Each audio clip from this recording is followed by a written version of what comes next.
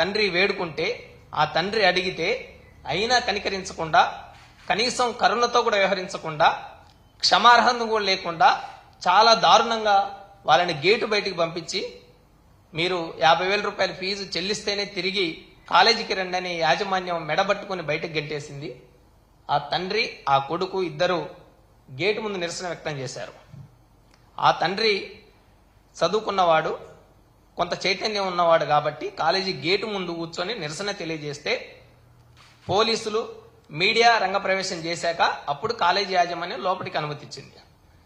ఇలా చైతన్యం లేని తల్లిదండ్రులు ఎంతో మంది వాళ్ళందరినీ గేటు బయటికి పంపించి మెడబట్టుకొని తోసేసి చైతన్యనారాయణ లాంటి కాలేజీ యాజమాన్యాలు అడ్డగోలుగా ఫీజులు దోపిడీ చేస్తూ ఉంటే ఈ ప్రభుత్వం ఏం చేస్తుంది? మీనమేషాలు లెక్కిస్తుందా? నారాయణ గారు ఈరోజు మంత్రిగా ఉన్న తర్వాత నారాయణ జూనియర్ కాలేజీల మీద చర్యలు తీసుకునే నైతిక ధైర్యము, దమ్ము ఈ ప్రభుత్వానికి ఉందా అని వైఎస్ఆర్ విద్యార్థి సంఘం తరఫున మేము ప్రశ్నిస్తా ఉన్నాం. 40% అడ్డగోలుగా ఫీజులు పెంచుకొని తల్లిదండ్రుల్ని, విద్యార్థుల్ని IIT coaching, NEET coaching, JEE కోచింగ్ల పేరుతోటి ఫీజులు అరాచకంగా వసూలు చేస్తూ ఉంటే కూటమి ప్రభుత్వం 7 నెలల పరిపాలనా కాలంలో ఈ కార్పొరేట్ కాలేజీల మీద ఏమాత్రం చర్యలు తీసుకున్నారు? ఏమాత్రం అజమాయిషీ చేశారు? 7 నెలల కాలంలో ఫీజుల నియంత్రణ కమిటీని ప్రభుత్వం ఏర్పాటు చేసిందా? ఫీజుల నియంత్రణ కమిటీ ఏర్పాటు అయి ఉంటే మీ ఆ కమిటీ పనితీరేంటి? ఆ కమిటీ ఎన్ని కాలేజీలు తిరిగారు? ఎంత పర్యవేక్షణ చేశారు? ఏం నోట్ చేసుకున్నారు?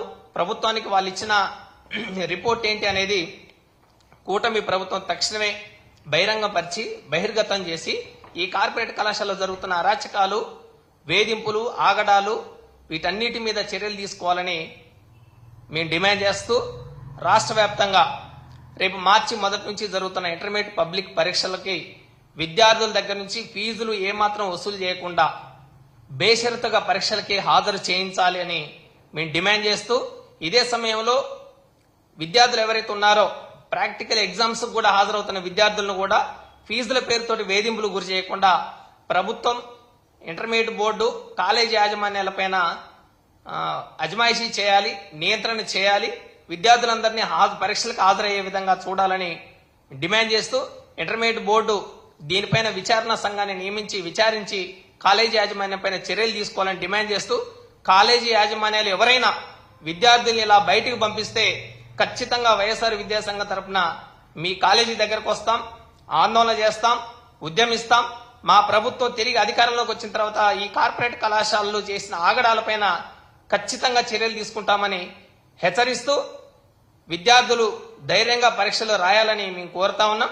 కాలేజీ యాజమాన్యాల వేధింపుల మీద ప్రభుత్వం, ఇంటర్మీడియట్ బోర్డు